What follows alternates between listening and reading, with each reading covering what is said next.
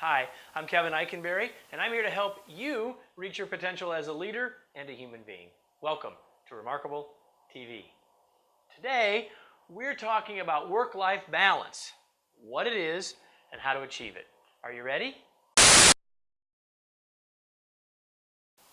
Everybody wants to talk about work-life balance sometimes. It comes up to me regularly in workshops and other situations, and here's what I've noticed.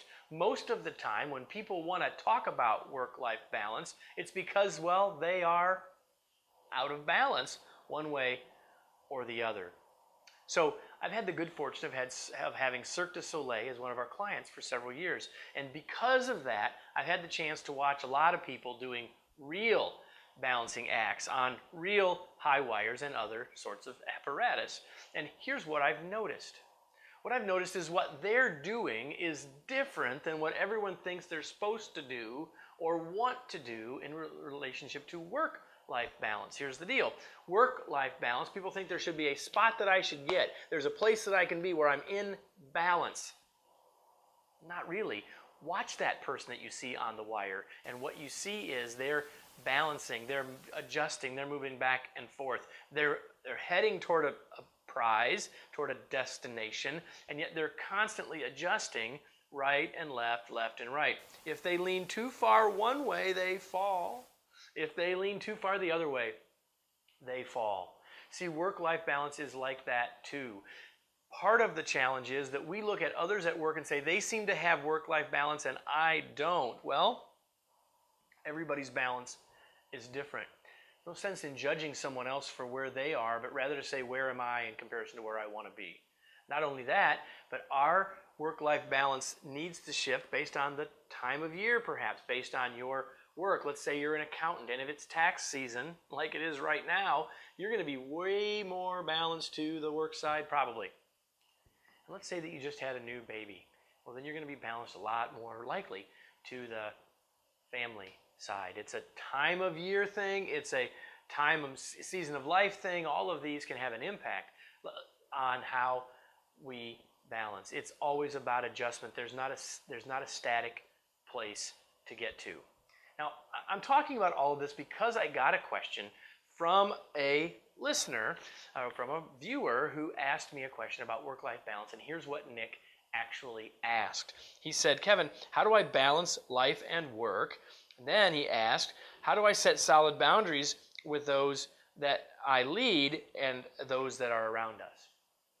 Well, I think I've answered half of the question in the how we balance it is we've got to be always adjusting.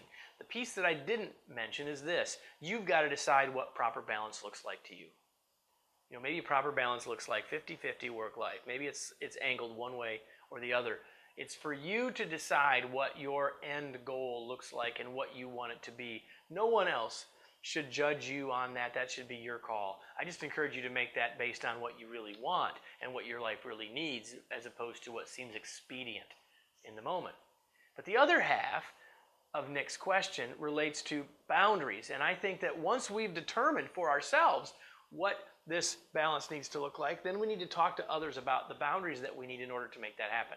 We should be totally okay with telling people at work that here's when I'm working and here's when I'm not. And as long as that all fits together with the business needs, and then you're in the right spot. So setting clear boundaries in your own mind comes first, and then setting them and having conversations with others about them, both at work and at home.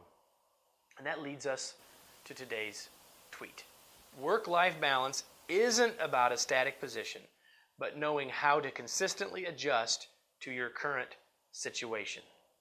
See, balance is hard for any of us, and it's especially hard once we're a leader, because as a leader we've got more to do, we've got more expectations placed on us, we've got expectations placed on us by more people, and so there's more to balance.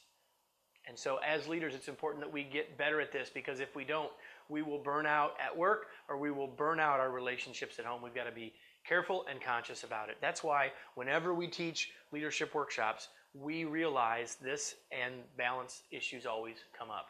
Whether you are attending our Bud to Boss workshop our Remarkable Leadership Workshop or some custom version that we brought into your organization. While you may not see work-life balance on the agenda, trust me that issues like it are going to be things we're going to talk about all the way through the program. Why? Because to be an effective leader requires us to be effective in all areas of our lives. And if we're out of balance, if we're out of kilter, then we can't lead the way we were born to do. So you can join us for a public workshop. You can talk to us about bringing a workshop inside, and information about all of that is available down below and on this video. And so I hope that you'll do exactly that. So until next time, I wish you great success on trying to work on your balance of work and life, and we'll see you on the next episode of Remarkable TV.